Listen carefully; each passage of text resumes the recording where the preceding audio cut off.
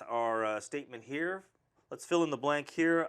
Did you notice last night, this blew up on my Twitter timeline, that the Boston Celtics suddenly followed Carmelo Anthony on social media platforms. And so too did Isaiah Thomas.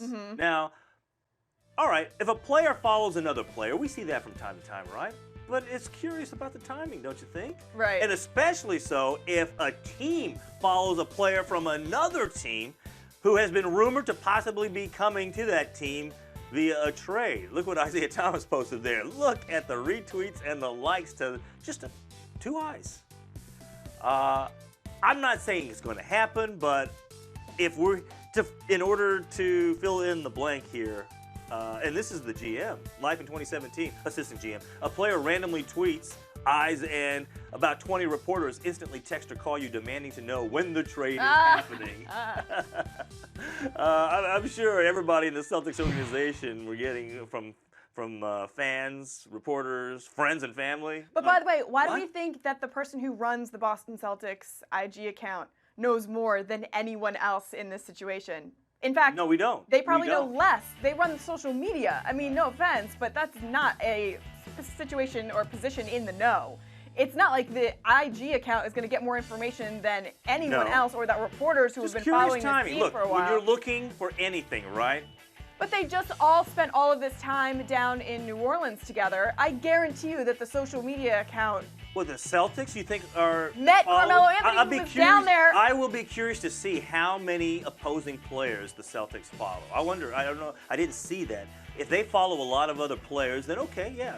But it's just timing-wise, right? Here we are a couple days before the trade deadline. I agree. And there's been some rumors about Carmelo Anthony going to Boston as an option, where he would give up his no-trade clause. Right. So, hey, I'm game. For the purposes of this discussion, I'm game.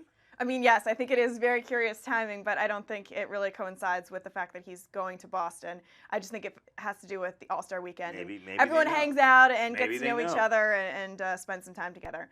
I think, honestly, that a Nick is going to be moved. I think it's going to be Derrick Rose before it's going to be Carmelo Anthony, or one or the other. But you had mentioned Carmelo Anthony being traded, so I'm going to talk about Derrick Rose. And I think a really good option for Derrick Rose at this point would be Minnesota.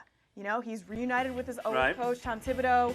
He is put in a situation where he's not on a dysfunctional team anymore.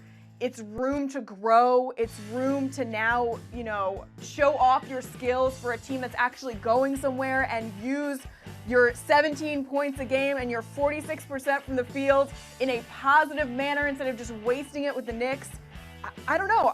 I'm not going to say that he's going to drastically improve the Timberwolves, but he's definitely going to drastically improve his life and his overall outlook on basketball getting out of New York. It's a dysfunctional team. He thought he was going to play for the Zen Master. He thought this was going to be a team that was headed towards the playoffs. So did all Knicks fans, and honestly, a lot of fans around the NBA did too.